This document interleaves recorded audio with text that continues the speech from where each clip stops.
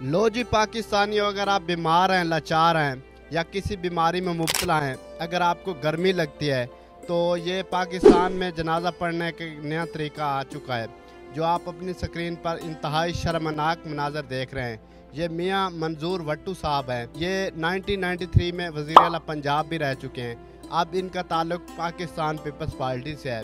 ये अपने इलाके में किसी नमाज जनाजा पर जाते हैं और आप अपनी स्क्रीन पर देखते हैं कि इनको शायद गर्मी लगती है या बीमार होते हैं या लाचार होते हैं या एनीवन जो भी रीज़न होती है, अव्वल में जाके अपनी गाड़ी में बैठ जाते हैं।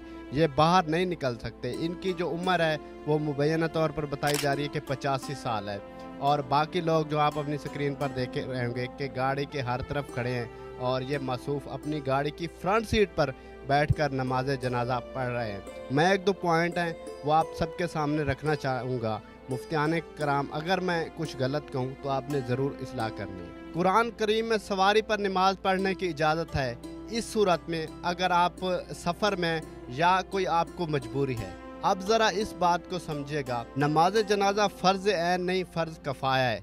अगर आप इतने बीमार थे, इतने लाचार थे या आपको कोई बीमारी थी जिस वजह से आप गाड़ी से नहीं उतर सकते थे, तो आप नमाज जनाजा ना पढ़ते, आपको गुनाह नहीं होना था। हाँ, इन कंडीशन आप बाद में जाकर जो उनके लायकीन हैं उनके घर में जाकर तज़ियत कर सकते थे।